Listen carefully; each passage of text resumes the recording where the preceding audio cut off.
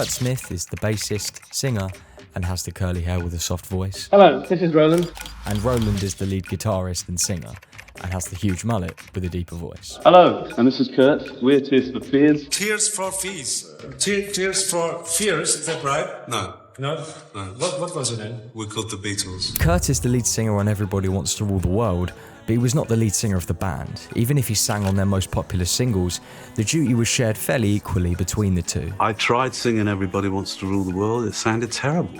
When Kurt sang it, sounded completely right. Roland originally being the one who encouraged Kurt to sing in the first place, they both came from similar backgrounds to each other. We first met when we were 13, and He wasn't allowed out that day because he'd previously been in a fight. when we first met each other, we both thought we were foreigners. I thought that he was a French exchange student. Short guy, very Indian looking, dark hair and a tan. He thought that I was Indian, apparently, which is probably something to do with the turban I was wearing at the time. Basically, we had the same sense of humour and we were the same height, so we kind of we got on. I had what you could call a very unorthodox background. My father had a nervous breakdown when I was 3 years old and became semi-bedridden. He decided to run an entertainment agency. Now, we had an awful lot of different entertainers around the house, escape artists, cat jugglers, quite a lot of guitarists and singers, and that's where I first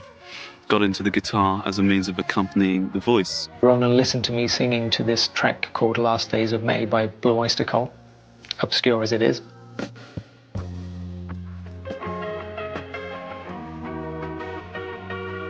And asked me if I was interested in singing for his band. So that's kind of how it started. We didn't know each other before then. We met by the fact that he was looking for a singer. He was unashamed.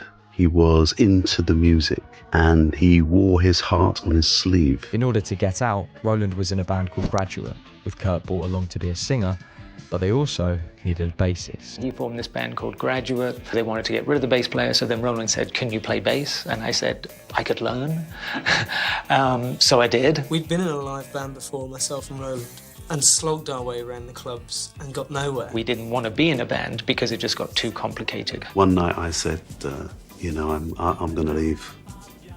And he said, well, I'm coming with you. Graduate shortly broke up in 1981, but Roland and Kurt still saw something within each other and strived to keep going, just with a slightly different approach.